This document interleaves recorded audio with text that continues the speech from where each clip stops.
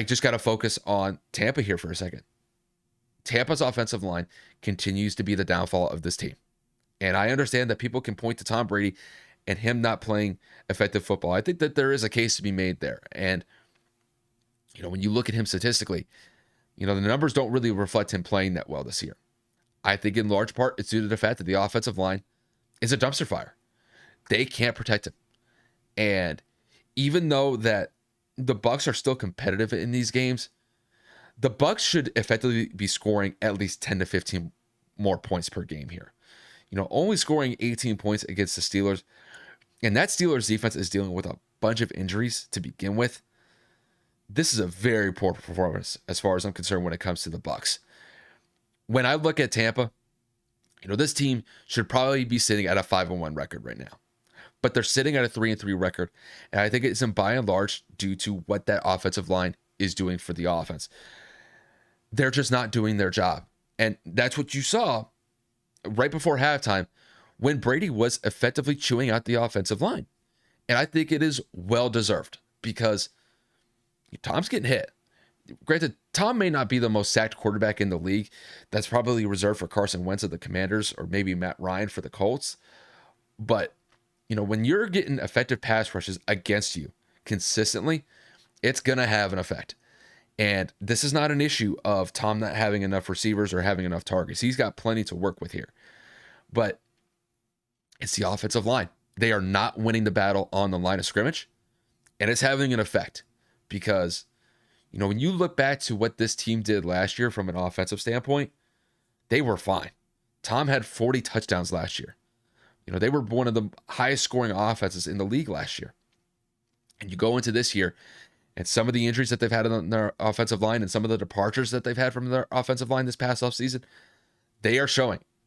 This is not the team that we saw from last year that was one of the most high-flying offenses in the league. And I think this is just safe to say at this point. I think the Bucs are going to relatively struggle for the next couple weeks. I understand that, I think that they'll still be the NFC South division champs when it's all said and done. But things are going to get a little bit interesting from here on out because I got to look to the Falcons in their own division.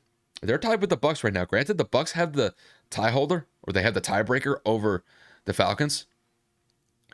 But they got to be careful here because if the Bucs continue to drop games, the Falcons could overstep them and take possession of first place in the NFC South. And as far as I see it with the Bucs, man, this is the takeaway from them. Their offensive line. It is really that simple. They're not able to run the ball effectively because you look to what Leonard Fournette did against the Steelers yesterday. He only had 63 yards on 21 carries. You can't get that done. There's just no other way to say it. You got to be able to win that line of scrimmage, and that offensive line is just not doing it. I think Tampa's defense has been playing phenomenal so far. Now, the reason why, they didn't do their job yesterday was simply just because the offense is just putting it in a situation where their defense is on their heels by and large, just because the offense is not converting on third downs, extending drives. And even if they get into the red zone, they're not putting points on the board. They're settling for field goals instead of touchdowns. And that is really the biggest takeaway from this team this year compared to last year. This team last year could cash in on red zone trips and score touchdowns instead of field goals primarily. Not this year. And when it comes to the Bucs, people could say, oh, Tom Brady's falling off, that he's slipping. I still don't see that. Not yet. I see him struggling because of the offensive line not doing their job and not hitting their assignments. So it is a team effort. And I know a lot of people just focus on the stars. They focus on the big names, like at the quarterback position or the wide receiver position or even the tight end position. But to me, the heartbeat of the offense is the offensive line. If you do not have an offensive line to effectively protect your quarterback and open up run lanes for your running backs, you're not going to win football games. It doesn't even matter how good of a defense that you have on the other side of the football. You have to win at the line of scrimmage. That's where the battle is won. It is in the trenches, and that is where Tampa is losing the battle. And the only way that Tampa is going to be able to win games here on out is they have to put a bigger emphasis on winning those battles in the trenches consistently.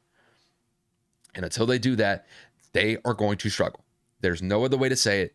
And they could be in real trouble if they don't get that squared away with, because this team is a lot better than what they are. Their record is 3-3, and really they should be 5-1. This is one of those games where you look back, they lost this game by 2 points. Couldn't convert on a 2-point conversion at the end of the game.